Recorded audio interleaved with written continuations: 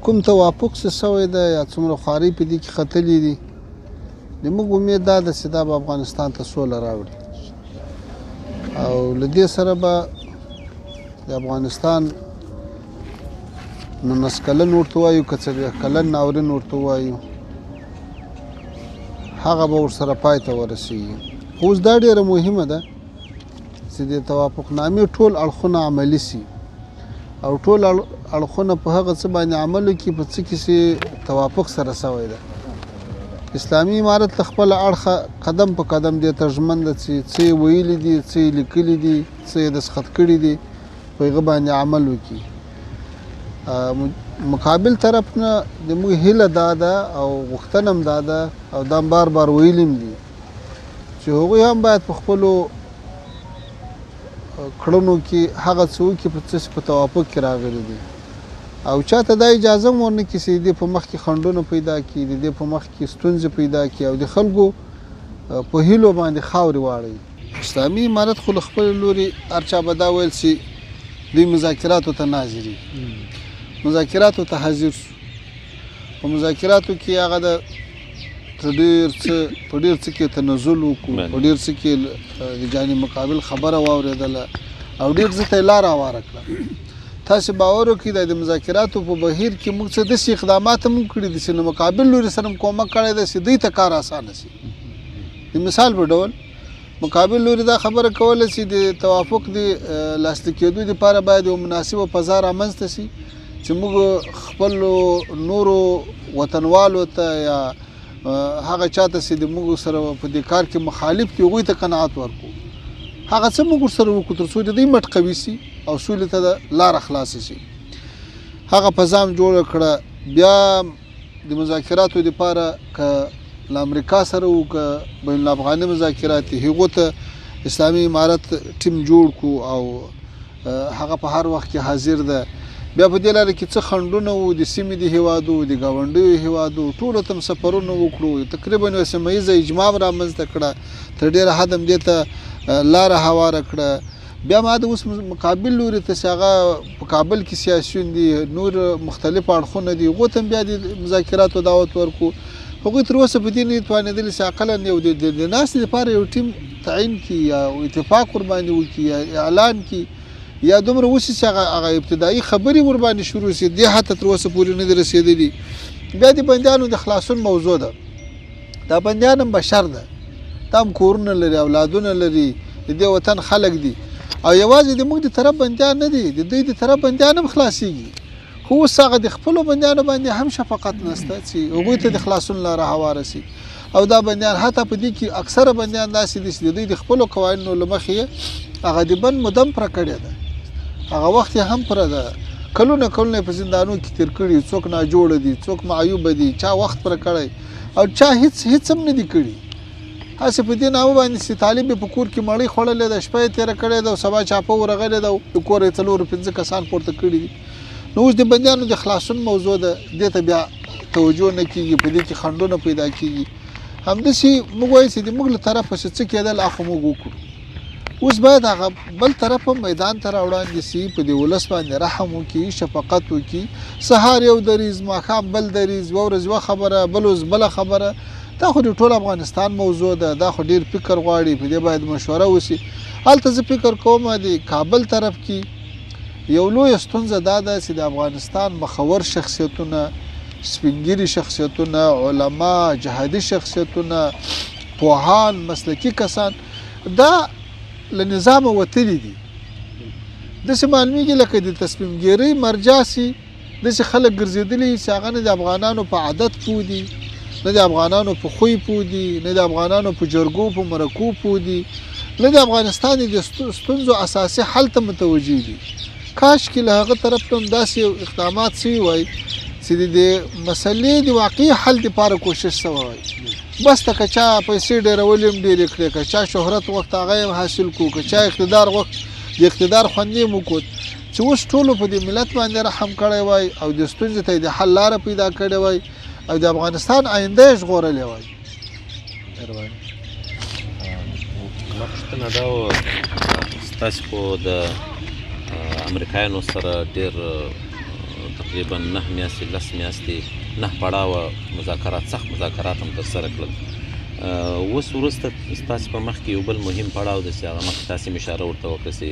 بین الافغاني مذاکرات دی له افغان سیاسیونو سره او نورو متنفذینو سره به ګورئ. څومره خوشبینه یاست او څومره مطمئن یاست چې دغه پړاو به هم په ښه توګه ترسره شي؟ یعنې ته اندازه ولګوه امریکایان چې له زرګونو کیلومتره لرې نه راغلي دي او راغلي په جنګ او په یرغل دي او د افغانانو په هیڅ خوی او بوی او عادت هم نه دی بلد او موږ هم له دې نه دغومره لرې پاتې سوي چې موږ له هغو سره یوې نتیجې ته ورسېدو، یوه داسې توافق ته ورسېدو چې د دوی ټول ټیم ورباندې قانع سو او د موږ ټیم هم ورباندې قانع سو. له هغه بعد موافقتنامه لاسلیک سوه. نو له افغانانو سره خو تر دې په ښه طریقه سره نتیجې ته رسېدلی سو، خو البته له هغو افغانانو سره چې هغه د افغانانو ګټې په نظر کې ونیسي، هغه د بهرنیانو ګټې په نظر کې ونه نیسي، هغه ملي مصالح په نظر کې ونیسي، هغه د اسلام هغه لوړ علیا مصالح په نظر کې ونیسي او هغه په دې ولسو په دې ملت باندې رحم او شفقت ولري. زه وایم که دا خلک خبرو ته راوړاندې سي او بیا په مسایلو باندې بحثونه وسي، که په هغو کې بیا خنډ راځي نو دا به معلومه سي چې په دې کې څوک مشکلات پیدا کوي. اوس خو مشکل دا د هغه نارې چې دوی دغه 18 کاله والي چې طالب او مجاهد سوله نه کوي، خبرې نه کوي، مذاکرات نه کوي او خبره د چا نه اوري. اوس هغه د رښتیا میدان موږ به همیشه دا خبره کوله چې دوی د مجاهدینو تسلیمي غواړي، مجاهدینو سره خبره، موافقه، توافق، تفاهم نه غواړي.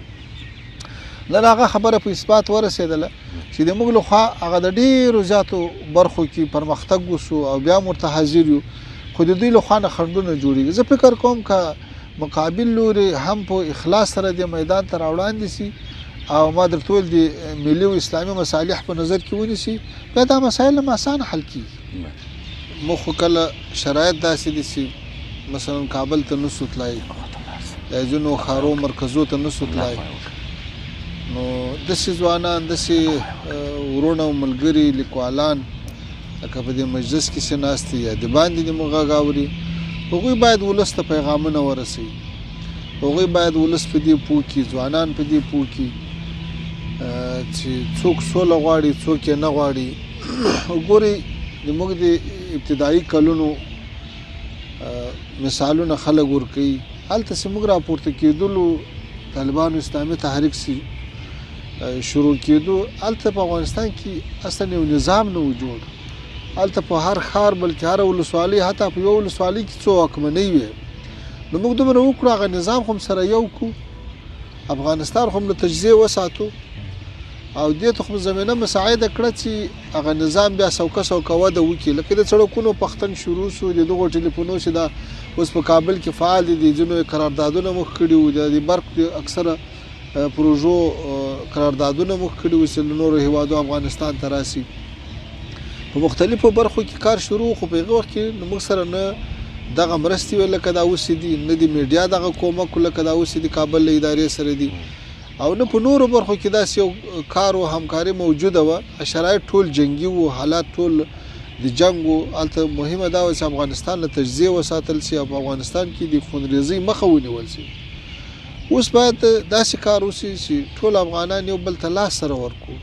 د تیرو تجربونو ټول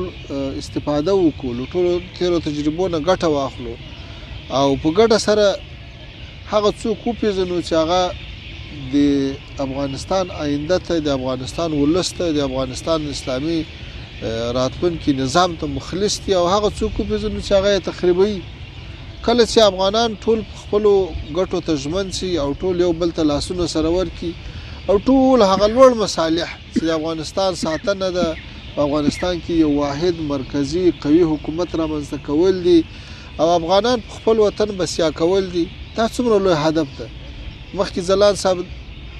په اروپایي هیوادو ته د افغانانو د تګ مثال ورکو، که حتی په دې خلیجي هیوادو کې وګورئ په څومره سرو ګرمیو کې په کلونو کلونو د موږ ځوانان په ځوانۍ کې راسي، په سپینګیرتوب کې بیرته ځینې ځي. نو دا ټول باید دې ته متوجه سو چې څنګه ټول د خپلو کورو خاوندان سو، د خپلو مینو خاوندان سو، د خپل وطن کې د امن او د سوکالۍ خاوندان سو. په دې برخه کې باید ټول کار وکړو او هغه څوک لا ډېر کار وکړي چې هغه آزاد ګرځېدای سي، هر چا ته پیغام رسولی سي. هغه څنګه به ته وایي ته خو بهار غوندې آزاد کله کله راځه زه لکه ونه د تقدیر په زولنو تړلی. نو د موږ د سنګرو مجاهدین یا د موږ سیاسي مشران ملګري هغه خو په خاصو ساحو کې